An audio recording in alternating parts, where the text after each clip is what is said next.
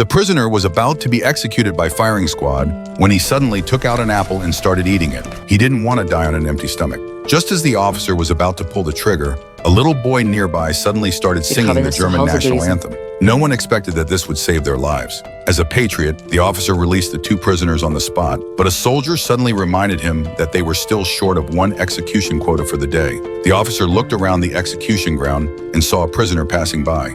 He casually took the prisoner's hat and threw it into the distance.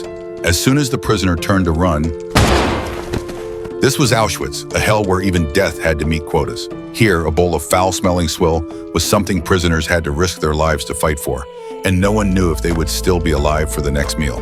That evening, a guard, bored and with nothing better to do, casually threw out a small piece of sausage. Two prisoners immediately began to fight over it. Their pitiful struggle made the German soldiers laugh. But the guard wasn't satisfied, so he took out another piece of sausage as a surprise and made the two prisoners slap each other. However, the two prisoners, who had been hungry for a long time, couldn't withstand such beating. Soon, one of them fell down. Everyone thought the other would get the sausage, but the guard said, "Dada!" Seeing the guard pointing at the little boy, the man quickly protected him by standing in front of him. Then he let the fat guard grab his collar and take him to the winner. But to everyone's surprise, the seemingly skinny man dodged the opponent's attack twice in a row. The fat guard thought the prisoner was throwing the fight, so he personally stepped in. This made the guard feel insulted. Just as they were about to teach the man a lesson, an officer suddenly stopped them. The officer, a former boxer, wanted to have a match with the man and promised a 500,000 mark bread if the man could beat him.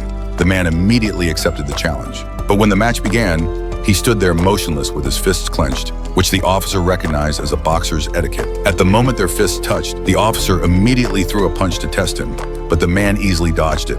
Then the officer launched a combination of punches, yet the man still managed to evade them all. The officer became serious, but to his surprise, even with all his strength, he couldn't hurt the man and was even punched hard by him.